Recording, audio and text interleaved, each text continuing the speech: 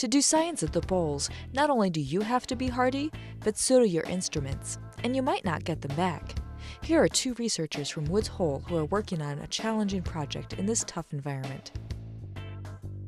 My name is John Toole. I'm a senior scientist in the physical oceanography department here in Woods Hole. We believe now that the Arctic, and in fact the entire Earth's climate system, is changing in response to the increase in carbon dioxide in the atmosphere. We are interested in making measurements of the Arctic in order to better quantify how things are changing and when they might actually change rapidly. The Arctic is an inhospitable place, and in order to get sustained measurements, you have to have autonomous instruments rather than a person standing there doing the measurements. And chances are, if you deploy an instrument up there, you might not get it back. So it's really important to get the data back in real time through satellites.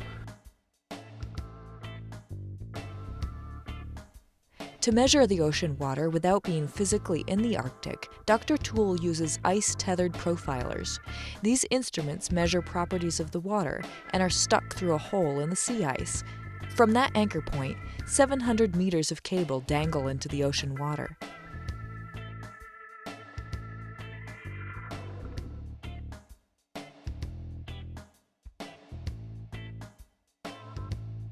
And basically on that long tether, the instrument profiles up and down.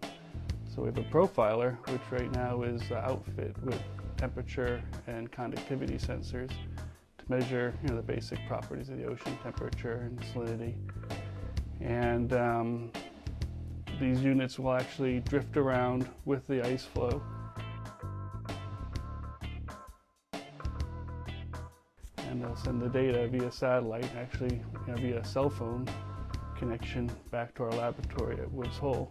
So you can click on the website and you can actually see what the temperature is at 500 meters below the Arctic ice pack right now.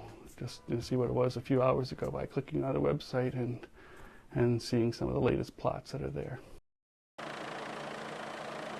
When we deploy it, we set up a tripod apparatus and we drill a hole through the ice, which is about 10 inches in diameter.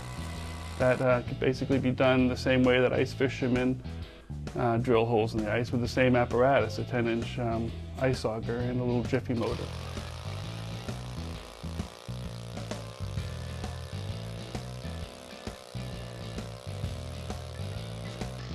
And so you drill the hole through the ice, we put our tripod up and we lower the mooring system down with a specially made winch apparatus.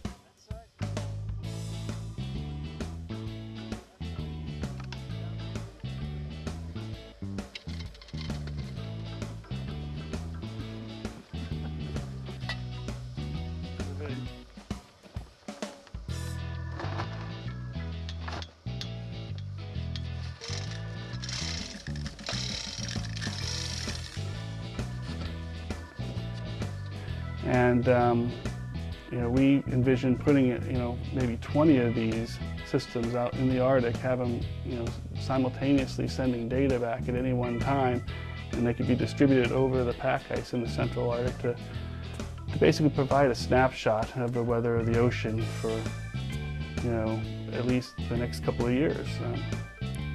Over many years, they can use these instruments to see how conditions in the Arctic Ocean are changing. You ask what's the hardest part about this project, and I can't put my finger on any one part of it. It's a struggle to write the proposals to get the funding to do the work. It's a struggle to design the instruments, test them, fix the problems, and get them back out there. It's a struggle for Rick and company to actually go out on the ice and deploy them and come back safely.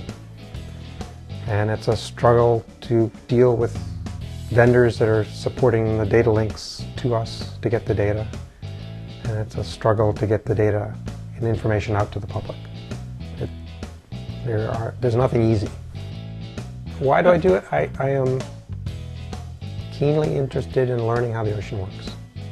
And this is one way to get information about the ocean. And it's the way that I've chosen. This has been Stephanie Chastain. Thanks to John Toole, Rich Kirschfield, and Tim Silva of Woods Hole Oceanographic Institute for providing this footage. Their video was collected as part of the Polar Discovery Project of the International Polar Year and was funded by the National Science Foundation. Beyond Penguins and Polar Bears is also funded by the National Science Foundation.